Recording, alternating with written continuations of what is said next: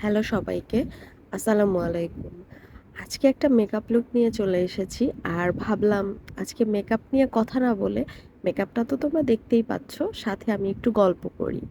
আসলে আমাদের দেশটা কিছুদিন আগেই স্বাধীন হয়েছে। আমরা এখন একদম মুক্ত পাখির মতো স্বাধীন। আমরা যা খুশি তাই বলতে পারি, যা খুশি তাই করতে পারি। কিন্তু কথা হচ্ছে, এই যা খুশি তাই এর ভিতরেও একটা ব্যারিকেড দেওয়া খুব প্রয়োজন হয়ে পড়েছে।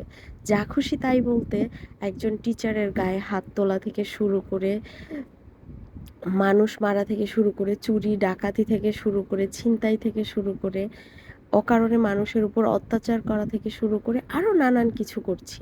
কিন্তু এটা তো আমাদের শিক্ষা হতে পারে না।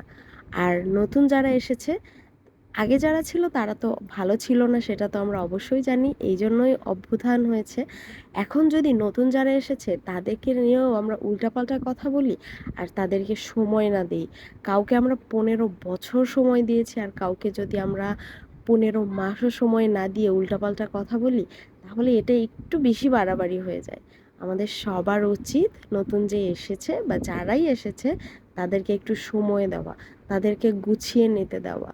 একটা নতুন ঘরে গেলে যেরকম নতুন সব কিছু পেয়ে আমরা অবাক হয়ে যাই, কোনটা কই কিভাবে করব, একটা সংসার একদিনের যেরকম যেরকম মেনটেন করতে পারে, আর 1 বছর বা 10 বছর আমরা কিন্তু আমাদের যতই আমরা স্মার্ট হই, মা বাবার মতো করে আমরা আমাদের সংসার চালাইতে পারবো না। দেশটাও একটা সংসারের মতো, ফ্যামিলির মতো।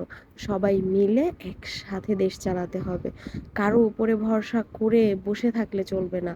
সে একাই করবে এরকম চিন্তা ভাবনা না করে আমরা যদি সবাই মিলে একসাথে আমার দেশ আমি গোছাবো, এই চিন্তাটা মাথায় থাকে, আমার বাড়ির সামনেটা যদি আমার পরিষ্কার থাকে, আমার এলাকাটা যদি আমি আমার দায়িত্ব নিয়ে ঠিকঠাক রাখি, আমি কোনো কিছু যদি দাম বেশি না দিয়ে কিনি, কোনো জায়গায় রাজনীতি বা হচ্ছে এই ধরনের দাপট না দেখিয়ে, ক্ষমতা না দেখিয়ে যদি আমি আমার শহরটাকে বা আমার এলাকাটাকে ভালো রাখতে পারি, এটাই হবে আমাদের জন্য শ্রেষ্ঠ একটা বিষয়।